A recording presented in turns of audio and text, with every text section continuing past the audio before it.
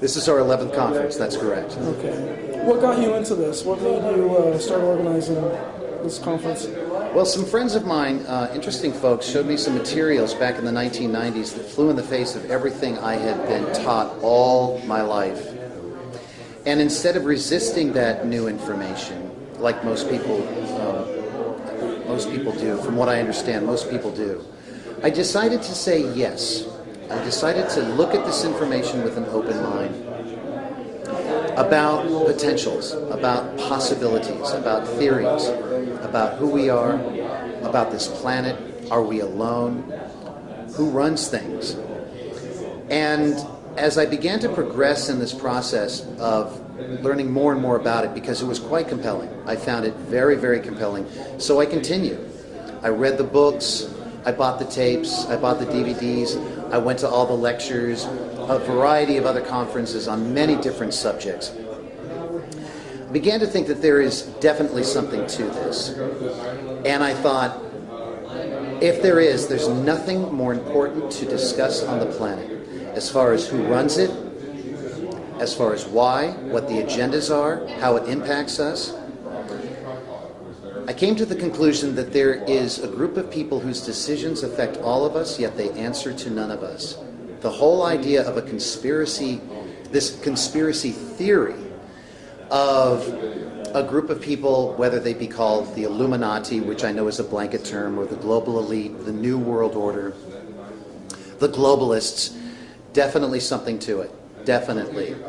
It was moving further away from conspiracy theory to conspiracy reality for me. And back then, and even now more than ever, I have discovered that there is enough evidence to support that conclusion that could sink 12 Titanics. There is more than enough. And I thought, how can I give back? I'm not a researcher. I've just been looking at this stuff passively. Is there anything I can do to help facilitate this information? Because I think it's very, very important. So I thought, well, if there is a conspiracy, if there are hidden agendas and cover-ups that negatively impact the humankind, and no one else is covering it in a hardcore sense, over the course of, say, a weekend, under one roof, like a lot of conferences, if nobody else in the country is doing it, I'm going to. I'm going to create a place that's called Conspiracy Central. Now, because we did it in a conference or convention setting, we named it Conspiracy Con, much like Comic-Con or other similar conventions. But a serious approach, a means of taking a very serious look, and a respectful one, because I believe it needs to be done in such a way, at the real problems of this world and the real problem makers of this world. To take a look at real conspiracies, real hidden agendas, conspiracy fact, not theory, and establish it as best we can. And find solutions to the problems that have been placed upon us by these hidden cabals, these secret groups that operate behind the proverbial curtain, to consider what they're doing and offer solutions. We have been doing that in spades now for 11 years. I would submit to your audience or anybody within the sound of my voice, as a result of all the research and researchers that has been brought together here and at similar forums and on the internet and in the books and in the documentaries and in the testimony, documentation, history, and patterns, that we are definitely onto something, that we need to continue to pierce that proverbial veil.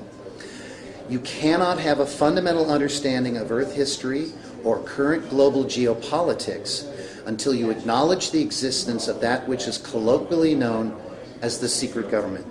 And you cannot do that without also acknowledging its influence on hidden affairs. This hidden hand that has been with the human condition since its inception. This goes back to the ancient world. I would submit that the conspiratorial view of history is far closer to the truth than any other version of history. And what backs up such a brazen statement?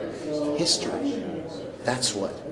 History has proven that we so-called wacko conspiracy theorists have gotten much closer to the truth because we dig deeper. We not only acknowledge that the rabbit hole exists, we have entered it and we have gone deep, deep, deep into it. And we have found a tremendous amount to support our conclusions.